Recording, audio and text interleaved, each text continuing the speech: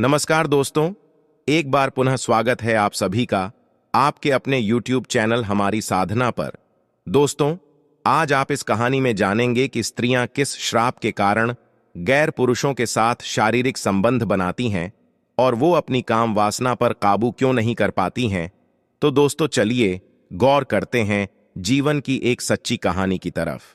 इसके अलावा हे माता लक्ष्मी, जो भी भक्त इस वीडियो को लाइक करे और चैनल को सब्सक्राइब करके कमेंट में जय माता लक्ष्मी लिखे, उनके घर में धन की कभी कोई कमी न रहे, उनका घर हमेशा धन से भरा रहे।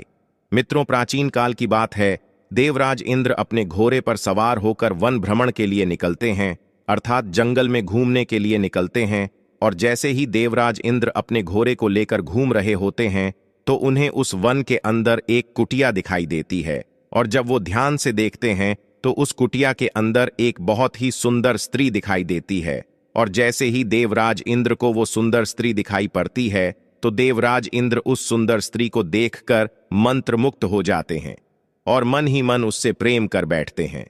मित्रों, उस सुंदर स्त्री को देखकर देवराज इंद्र इस कदर उसके प्यार में खो जाते हैं कि वो अपना धर्म भी भूल जाते हैं और उसे खुद से ज्यादा प्रेम करने लगते हैं। प्रिय मित्रों, उस समय देवराज इंद्र को यह पता नहीं था कि जिस स्त्री से वह प्रेम कर रहे हैं वो स्त्री तो महान तेजस्वी गौतम ऋषि की पत्नी है। प्रिय मित्रों, उस दिन तो देवराज इंद्र गौतम ऋषि की पत्नी को दूर से ही देखकर चले जाते हैं, परंतु इंद्रलोक में पहुंचने के बाद देवराज इंद्र का मन बेचैन हो जाता है और वो हर समय उसी स्त्री के बारे में सोचने लगते हैं जिस सुंदर स्त्री को उन्होंने उस जंगल में देखा था। मित्रों, जैसे तैसे करके देवराज इंद्र रात्रि तो काट लेते हैं, लेकिन सुबह होते ही वो फिर से अपने घोड़े पर सवार होकर उसी जंगल की ओर निकल पड़ते हैं और चलते चलते उसी कुटिया के पास पहुंच जाते हैं जहां वो एक दिन पहले आए थे। और उस कुटिया के पास पहुंचकर गौतम ऋषि की पत्नी अहिल्या को जी भरकर निहारने लगते हैं। लेकिन इस बात का पता ना तो गौतम ऋषि की पत्नी अहिल्या को होता है और ना ही गौतम ऋषि को होता है कि देवराज इंद्र उन्हें छुप छुप कर देख रहे हैं। गौतम ऋषि की गिनती महाराशियों में आती है। वह बहुत ही महान व तेजस्वी संत थे। ये अपने धर्म और कर्म का पालन करते हुए अपना जीवन यापन कर रहे थे। वो प्रतिदिन ब्रह्म मुहूर्त में उठते और गंगा स्नान के लिए जाते और उसके बाद भगवान की भक्ति में लीन हो जाया करते थे। दोस्तों, देवराज इंद्र ने गौतम ऋषि के ये सारी गतिविधियां छुप छुप कर देख ली थीं कि वो किस किस समय पर क्या क्या करते हैं। प्रिय मित्रों, अब तो देवराज इंद्र गौतम ऋषि की पत्नी अहिल्या के प्यार में इस कदर दीवाने हो गए थे कि उनका मन इंद्रलोक में बिल्कुल भी नहीं लगता था।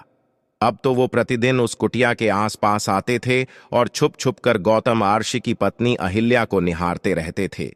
फिर वो अपने मन में विचार करने लगे कि आखिर इस स्त्री को मैं किस प्रकार प्राप्त करूं जो कि मैं इसके साथ शारीरिक संबंध बना सकूं। और एक बार देवराज इंद्र अहिल्या से मिलने की चाह लिए चंद्रमा के पास पहुंचते हैं और चंद्रमा से कहते हैं कि हे चंद्रमा, आप हमारी मदद करो। तभी चंद्रमा कहता है, हे देवराज इंद्र, मुझे आपकी किस कार्य में मदद करनी है, स्पष्ट बताइए। प्रिय मित्रों, तभी देवराज इंद्र चंद्रमा से कहते हैं, आपको मेरा एक कार्य करना होगा। चंद्रमा कहते हैं कि बताइए प्रभु, मुझे क्या करना होगा। तो देवराज इंद्र चंद्रमा को बताते हैं कि देखो चंद्रमा, मुझे एक स्त्री बहुत ही पसंद आ गई है, इसलिए मुझे उसके साथ छल करना है और उसके साथ छल करने में आपको मेरी मदद करनी है। तभी चंद्रमा कहते हैं, हे देवराज इंद्र, मुझे साफ साफ बताइए करना क्या है। तो देवराज इंद्र चंद्रमा से कहते हैं, तुम मेरे साथ पृथ्वी लोक पर चलो और एक मुर्गा का रूप धारण करो। तुम मुर्गा बनकर मध्य रात्रि में आवाज लगा देना और जैसे ही तुम अधिरात्रि में आवाज लगाओगे तो तुम्हारी आवाज को सुनते ही गौतम ऋषि जाग जाएंगे और वो समझेंगे कि अब सुबह हो चुकी है और वो गंगा स्नान को चले जाएंगे। उसी समय मैं उनकी पत्नी अहिल्या के साथ छल कर लूंगा। दोस्तों, एक बात हम आपको और बताते चलें कि कोई भी व्यक्ति उसी को अपने दिल की बात बताता है जिससे उसके विचार भली भांति मिलते हैं, अर्थात जो उसके जैसे विचारों का होता है। दोस्तों, चंद्रमा और इंद्र एक विचारों के थे, क्योंकि प्रिय मित्रों, चंद्रमा भी अपने गुरु की पत्नी को लेकर भाग गया था और इंद्र ने भी एक महान ऋषि के पत्नी के साथ छल किया था। दोस्तों, दोनों के विचार एक जैसे थे। मित्रों, अब ये दोनों ही पृथ्वी लोक पर जाते हैं और गौतम ऋषि की कुटिया के पास जाकर छुप जाते हैं।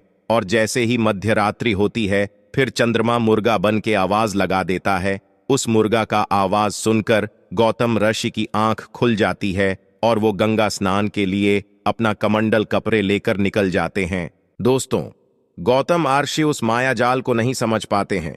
वो ये नहीं समझ पाते हैं कि ये एक माया है। अब गौतम ऋषि झुते सवेरे को देखकर गंगा स्नान को चले जाते हैं और उसी समय देवराज इंद्र गौतम ऋषि का भेष बनाते हैं और अहिल्या से छल करने के लिए उनकी कुटिया में घुस जाते हैं और अहिल्या के पास जाकर मीठी मीठी प्रेम की बातें करने लगते हैं। और बातें करते करते देवराज इंद्र अहिल्या को अपनी बाहों में जकड़ लेते हैं। और दोस्तों, उधर क्या होता है, जब गौतम ऋषि नदी के किनारे गंगा स्नान करने के लिए पहुंचते हैं तो वो क्या देखते हैं कि काफी समय हो गया, अभी तक सुबह भी नहीं हुई और मेरे सिवाय कोई स्नान करने भी नहीं आया, ना ही कोई पशु पक्षी व अन्य जीव की आवाज भी आई थी, अर्थात उन्हें किसी भी प्रकार की कोई भी हलचल दिखाई नहीं देती है। तो दोस्तों, इस बात को वे भली भांति समझ जाते हैं कि हो ना हो ये किसी की मायावी चाल है। इस बात का उन्हें आभास हो जाता है कि अवश्य मेरे साथ छल हो रहा है। अपने मन में यह विचार करने के बाद गौतम ऋषि वहां से तुरंत कुटिया की ओर दौड़ने लगते हैं। और जैसे ही वो अपनी कुटिया के समीप आते हैं तो वो क्या देखते हैं कि कुटिया के द्वार पर एक मुर्गा बैठा हुआ है।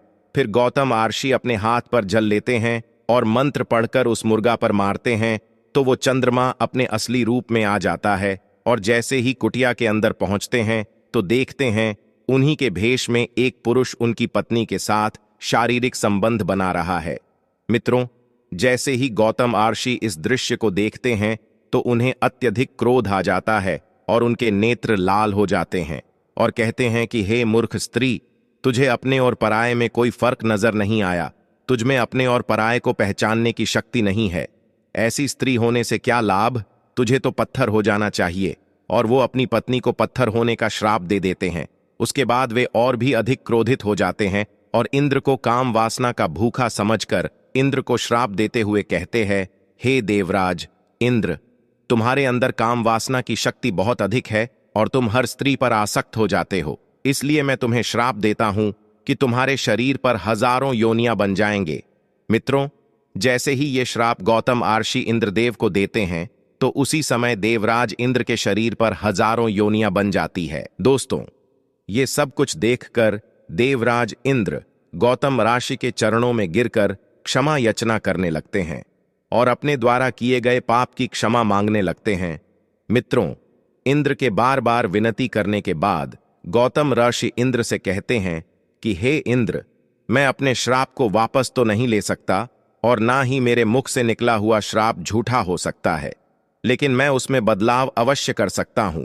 इसलिए हे देवराज इंद्र, जो तुम्हारे शरीर पर हजारों योनियां बन गई है, ये योनियां आंखों में परिवर्तित हो जाएंगी। इनके जगहों पर हजारों आंखें बन जाएंगे। दोस्तों, गौतम ऋषि के ऐसे कहते ही वो योनियां आंखों में परिवर्तित हो गई।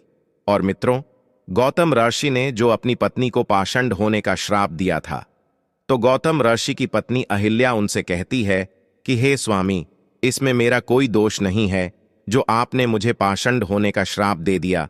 मुझे इस बात का बिल्कुल भी एहसास नहीं हुआ कि मेरे साथ कोई अन्य पुरुष छल कर रहा है, क्योंकि वह तो आपके रूप में आया था। मैं तो आपको ही समझ रही थी, इसलिए इस गतिविधि में मेरी कोई भी गलती नहीं है, मेरा कोई भी कसूर नहीं है। दोस्तों, उनके मुख से ऐसी बात सुनने के बाद गौतम ऋषि अपनी पत्नी अहिल्या से कहते हैं कि मैं अपने मुख से दिया हुआ श्राप वापस तो नहीं ले सकता, परंतु मैं तुम्हें एक वरदान अवश्य दे सकता हूं। कुछ समय बाद जब भगवान हरि विष्णु मर्यादा पुरुषोत्तम भगवान श्री राम के रूप में अवतरित होंगे, तब वो ही आकर के तुम्हारा उद्धार करेंगे। उनकी चरण स्पर्श से ही तुम्हारा उद्धार होगा। उनके चरणों से स्पर्श होते ही तुम पुनः उसी रूप में आ जाओगी। दोस्तों, इस प्रकार से काफी समय व्यतीत हो जाता है और भगवान श्री हरि विष्णु मर्यादा पुरुषोत्तम श्री राम के रूप में अवतरित होते हैं और अवतरित होने के बाद अपने गुरु के साथ उसी स्थान पर पहुंचते हैं जिस स्थान पर गौतम ऋषि की पत्नी अहिल्या पत्थर की सीला बनी हुई थी। तो वो अपने गुरु से पूछते हैं कि हे गुरुदेव, यह पत्थर नुमा स्त्री कौन है? तो उनके गुरुजी बताते हुए कहते हैं, हे राम, ये गौतम ऋषि की पत्नी अहिल्या है और वर्षों पहले से आपकी प्रतीक्षा कर रही है कि आप यहां आए और इनका उद्धार करें।